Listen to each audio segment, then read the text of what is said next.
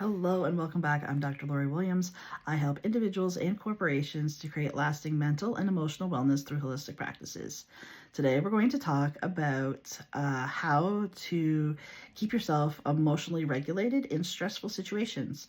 So, as you're going through any kind of stressful situation, personally or professionally, you want to make sure that you are not giving into the situation. So just because someone else may feel as though they need to like raise their voice or their tone is very aggravated does not mean that you need to match that energy with them. So this is where self-awareness comes in and is a very, very handy tool. Is when you become self-aware, it's almost like you can take it's not a physical step back, but it's like an emotional step back from the situation and being able to look at it from a different perspective. This will help you to maybe reframe the way you're looking at the situation and the hostility, to have it a little bit more seeming more calm or more positive. Because the truth of it is not every hostile situation is necessarily a negative situation. Sometimes, this an uproar of some sort can definitely lead to massive lasting changes that need to change, whether it's, like I said, whether it's personal or professional. So when you're self-aware, you can take that step back as needed and be able to reframe your thoughts around what the other person is saying, and be able to approach the situation in a much more calm manner.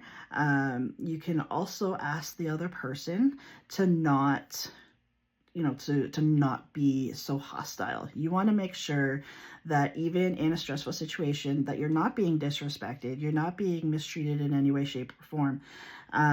So being mindful of where what feels right for you is definitely important in emotional regulation as well. You do not have to stand there and be anyone's verbal punching bag, and feel free to end that conversation if need be, just by walking away. That will sometimes walking away, honestly, sometimes walking away is the best way to handle a stressful situation. Because if you stay, it could just become more elevated, and definitely walking away is another solution to stressful situations. The other thing is being able to identify your triggers. So let's say, for an example, if you and I are having a disagreement and I'm saying something to you and you can just literally feel anger or frustration just burning up inside of you, I'm triggering you in some way. So understanding where that trigger is coming from, and that it actually has nothing to do with the current situation, because our triggers never have anything to do with the current situation, it could allow you to stay more calm and more rational in a hostile situation.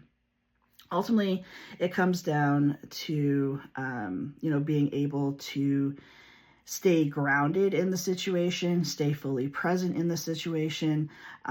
Active listening is such an important part of being able to stay in the moment, rather than trying to, getting lost in your mind of snowballing what he said, she said kind of stuff. So it is just better if you can be mindful of that as well. The one thing that I really, really find very powerful when you are in a stressful situation is breathing.